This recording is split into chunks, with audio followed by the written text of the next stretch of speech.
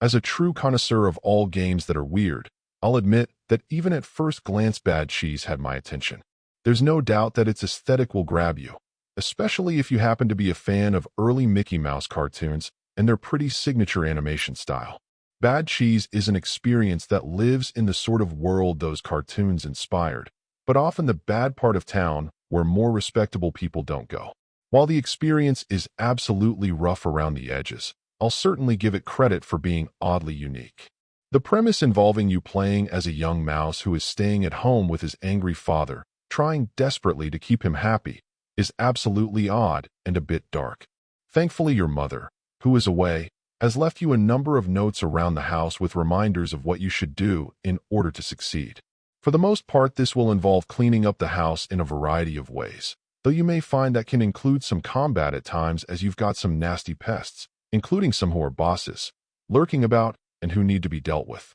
I'll give the game credit. It consistently surprised me and made me laugh a few times at the completely bizarre ride it took me on, but it was also absolutely a bumpy one. One issue I had in places, though I've had far worse problems from other titles, is that it can get quite dark visually at times.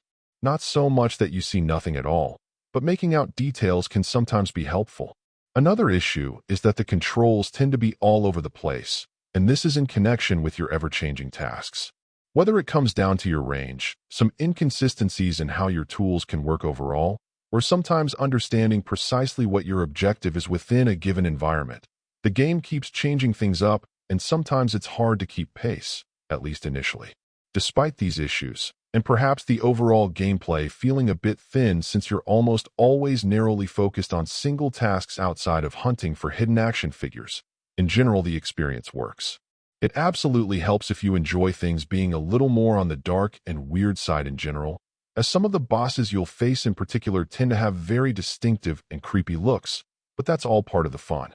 In the context of this just being an odd ride, with you simply strapping yourself in and bracing for the unknown, it can be a good time. Just keep in mind that it is by no means a perfect one. Overall, my final score for the game ended up being a 7.7.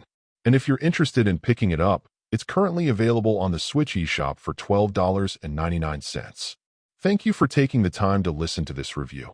And if you'd like more information or ideas of indie games worth checking out on the Switch or the Switch 2, be sure to click on the link provided in the description. Until next time.